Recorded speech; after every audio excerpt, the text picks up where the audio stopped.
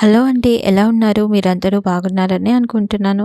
ఇక్కడ వచ్చేసి నా మార్నింగ్ రొటీన్‌ని షేర్ చేస్తున్నాను. పిల్లలు స్కూల్‌కి పంపించేశాను. ఇంకా వాళ్ళు ఉన్నప్పుడు ఇంకా పడుకునే ఉంటారు కదా! నేను మార్నింగ్ లేచినప్పుడు ఇంకా వాళ్ళు వెళ్ళిపోయాకే బెడ్‌షీట్లు, ఇల్లు అన్నీ ఊడవడం చేస్తాననమాట. ఇంకా వాళ్ళు పడుకున్నప్పుడు ఏం పని చేయను. కొంచెం సౌండ్ వచ్చినా అరుస్తూ ఉంటారు. లైట్ ఏసినా కూడా లైట్ ఆపేయి మమ్మీ అని చెప్తూ ఉంటారనమాట. 6:30 కల్లా లేపేస్తాను. ఎందుకంటే వాళ్ళని లేపేపాటికి లేవగానే ఎమ్మటే ఏమి బ్రష్ చేయరు. అలాగే కూర్చొని నువ్వు ముందంటే నువ్వు ముందు అని ఇద్దరు అక్కా చెల్లెలు టామ్ అండ్ జెర్రీ లాగా కొట్టుకుంటూ ఉంటారు. ఏం చెప్పాలి చెప్పండి, రోజు ఒక యుద్ధంలాగా ఉంటుంది. వాళ్ళు పంపించేదాకా తల ప్రాణం తోకకొస్తుందనుకోండి. ఇంకా తినే దగ్గర పేచి, రెడీ అయ్యే దగ్గర పేచి ప్రతి దానికి కొట్టుకుంటూ ఉంటారు. అసలు ఈ మధ్య మరీ ఎక్కువైపోయిందనుకోండి. అసలు హాలిడే వస్తే మాత్రం భయం వేస్తుంది. వీళ్ళకెందుకు హాలిడే ఇస్తారా దేవుడా అని అంత భయపెట్టిస్తున్నారు. ఇంకా ఈ ఏజ్‌లో కాకపోతే ఎప్పుడు అల్లరి చేస్తారు, కానీ అది కూడా రైటే. కానీ దేనికైనా ఒక లిమిట్ ఉండాలి. మనకి భరించే శక్తి కూడా ఉండాలి. ఇప్పుడు పిల్లలు అలా ఉన్నారా? మనం చెప్పిన మాట అస్సలు వినరు. ఏదన్నా ఎత్తండి, ఏదన్నా సహాయం చేయండి అంటే అస్సలు చేయరు. ఏదో నామకే వాస్తే అరిస్తే అప్పుడు చేస్తూ ఉంటారు, కానీ మిగతా టైంలో అస్సలు ఏ పని చేయరు.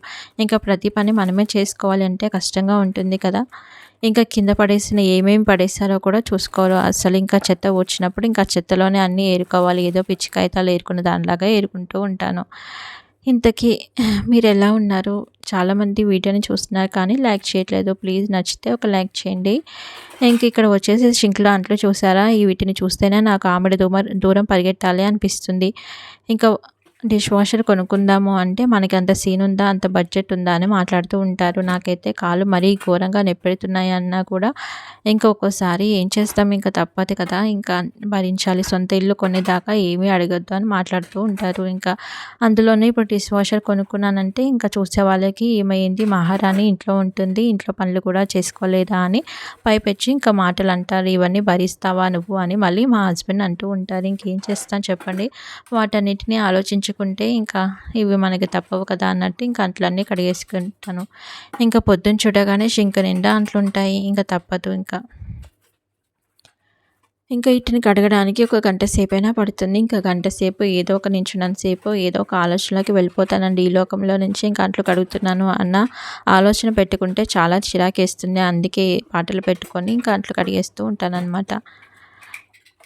ఈ అంట్లయిపోయే పాటికి ఇంకా బట్టలు, ఇంట్లో ఉన్న ఆడవాళ్ళకి ఏదో ఒక పని ఒకదాని తర్వాత ఒకటి ఉంటానే ఉంటుంది కదండీ! కొద్దిసేపు సరే పక్కన పెట్టేసి ప్రశాంతంగా కూర్చుందామా అనుకుంటామా, టైం అయితే గిరగిరా తిరిగేస్తుంది.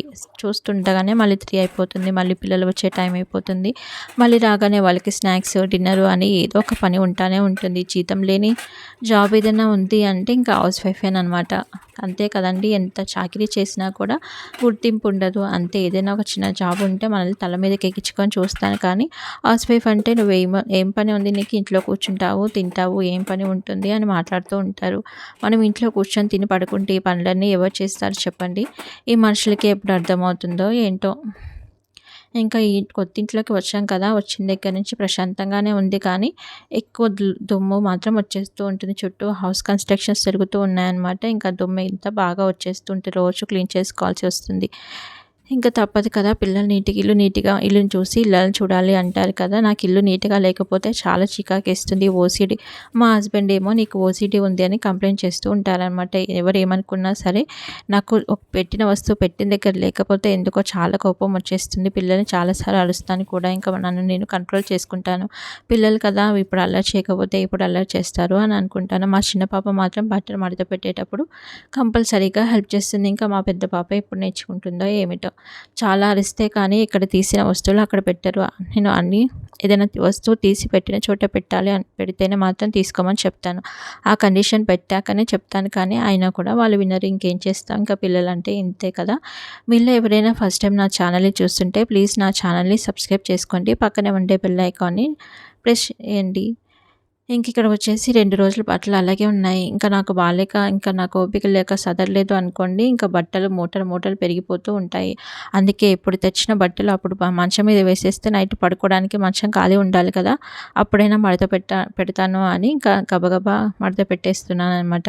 లేకపోతే కుప్ప పెరిగిపోతూ ఉంటుంది. ఇంకా బాలేని రోజులో అయితే ఇంక చెప్పనక్కర్లేదు. అందులో నుంచే తీస్తారు, కానీ అస్సలు మడత పెట్టుకోరు. ఇంకా అంతే మనకి లైఫ్ అనిపిస్తూ ఉంటుంది. అందులోనూ నేను చిన్నప్పుడంతా హాస్టల్‌లో ఉన్నా కదా! ఇంకా ప్రతీదీ నీట్‌గా లేకపోతే ఇంకా చికాకుగా అనిపిస్తుంది. హాస్టల్‌లో బాగా అలవాటైపోయింది అనమాట. ప్రతీదీ క్లీన్‌గా పెట్టుకోవడము.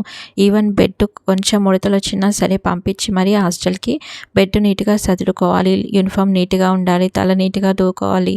ప్రతి వస్తువు ఒక ఆర్డర్‌లో ఉండాలి అని చెప్పి అలవాటైపోయిందనుకోండి. అందుకే ఆ ఓసీడీ వచ్చేసిందనుకుంటా. ఇంతకీ వీడియో ఎలా అనిపిచ్చింది? వీడియో నచ్చితే ఒక లైక్ చేయండి. ఉంటాను మరి. Thank you.